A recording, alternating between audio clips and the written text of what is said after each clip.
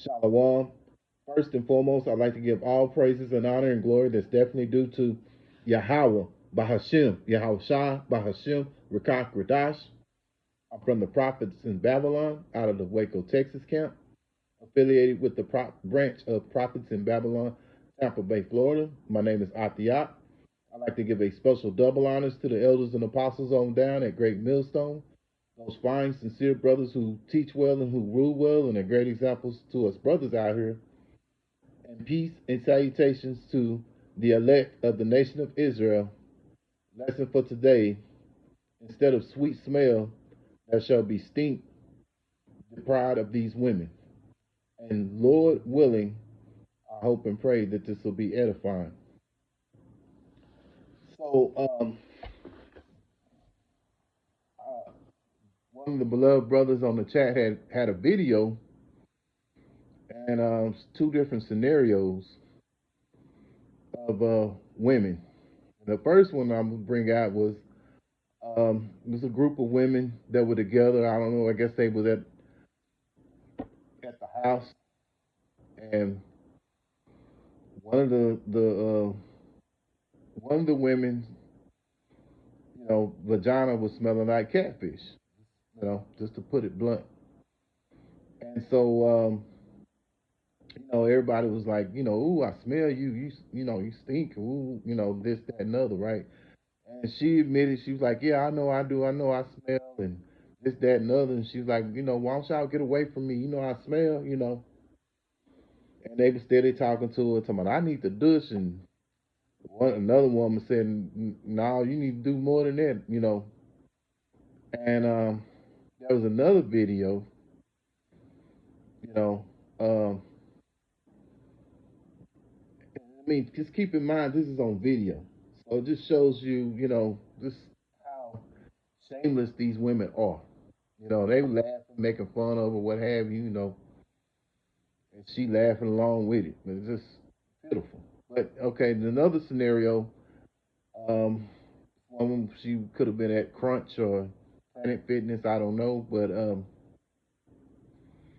one of the workers that came up to one of the Eves and told her, he say, hey, you got to report that you have a smell, you have an odor. And so the woman, instead of being embarrassed, she tried to get irate and like, well, I'm sweating, and you know, when you sweat, you're gonna smell this, that, and the other, what have you. So they really wanted her to leave the gym, and she didn't want to. So it just shows you the pride of these women, and they have no shame about themselves. To put all this on video, I mean, you would think that she would be embarrassed. You know. So without further ado, let me go into the scriptures. And Lord willing, I hope and pray that this be edifying. So, go into Isaiah. So, I mean, this was talked about in Isaiah chapter 3 and verse 24. Now, keep in mind, we're not in Jacob's trouble, you know, but those are the signs that you will see in Jacob's trouble. So it's going to get a lot worse when Jacob's trouble gets here.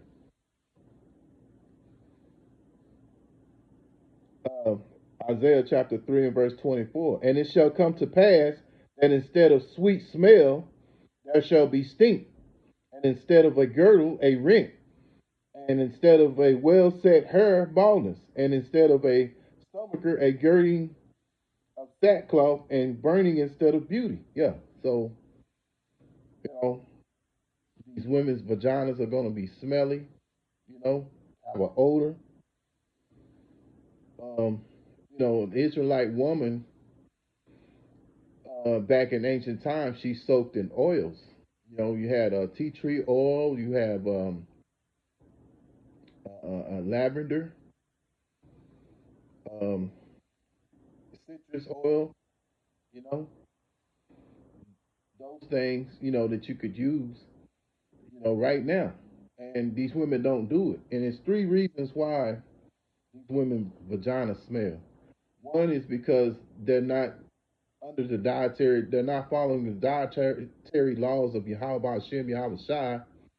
A lot of them probably sit around and eat catfish and all these other defiled foods. You know, um, another reason, like I say, they don't bathe and they don't soak. You have to understand women are internal. So being that they're internal, they need to soak in the bathtub, not take showers. But a lot of these women, that's what the majority of these women, that's what they do. They just take showers and, hey, I'm clean. I'm fresh and I'm clean, not realizing that that odor is still, in their vagina, which sets in bacteria, which causes that smell, you know. So then, like I say, you don't properly, you get these products that Esau gives you, which basically covers the problem. It doesn't take care of the bacteria. All it does is just, you know, covers up the bacteria or the smell or the odor, which that's not solving the situation at all. So then the other one is these women are, you know, going from rod to rod. A lot of these women out here are going from rod to rod, and that also produces bacteria as well. You know, for that.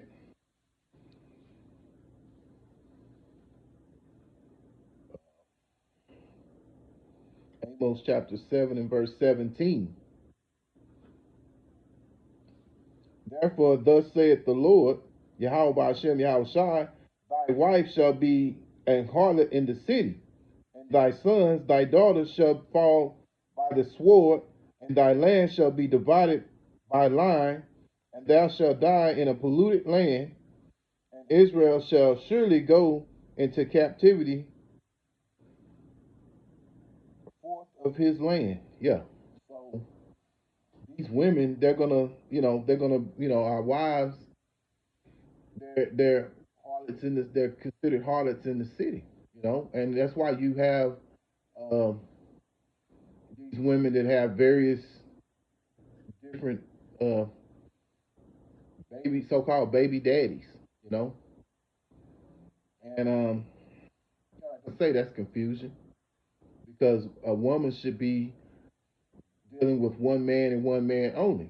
Now, if her husband dies or what have you, she's free to be with another man. But like I say, everything has been messed up in this being in this land of confusion called Babylon. You know, all this, all the laws have these women are not following the laws that and statutes that Yahweh Hashem, Yahweh Shah provided. You know, these laws were to keep us separate and holy amongst against the other nations. But because we fell out of favor and we stopped following the laws of Yahweh Hashem, Yahweh Shah, this is why the situations are like they are. And it's like what Elder Apostle Tahar said: if our women were in line, the other curses that we have to deal with, we could be a lot more tolerable. But because you know Esau has fixed it, has said it to make Eve go against us, it makes the curses that much harder. Because you got to remember the glory of a man is a woman.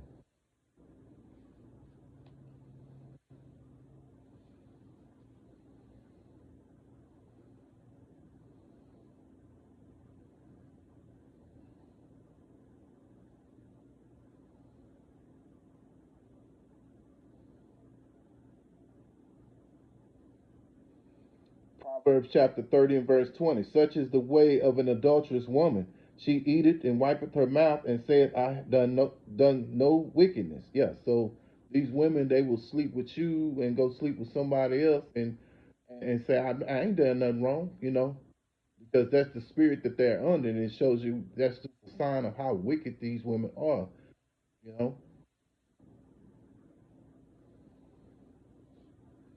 Scriptures tell you there's no wickedness like the wickedness of a woman.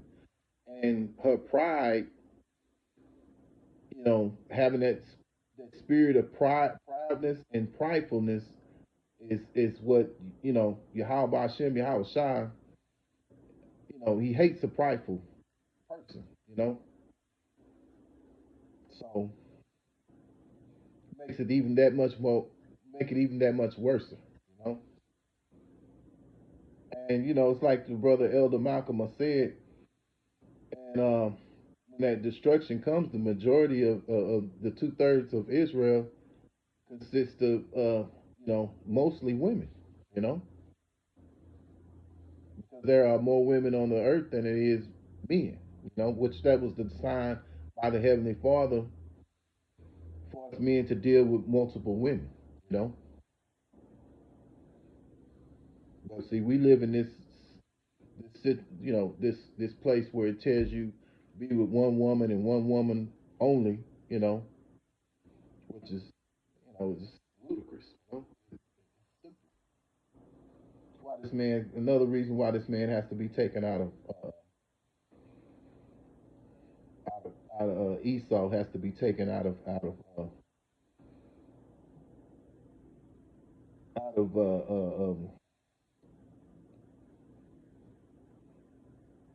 taken out of rulership. Um, Sirach chapter 26 and verse 25. A shameless woman shall be counted as a dog, but she that's shamefaced will fear the Lord. Yahweh Hashem Yahweh Shai. Yeah, so these women, they're shameless, you know. And then going back into Isaiah 3 and 24, these women, a lot of times these women's vaginas smell, which, like I say again, internal, they're internal, so they have to bathe. Men, they're external, so men can take showers. You know, women have to soak in the tub, and you have various oils that Yahweh Hashem Yahweh Shai has provided. You know, but these women want to insist on using Esau's products, which only just cover the problem. Doesn't it doesn't take care of the problem. It just only covers the problem. You know?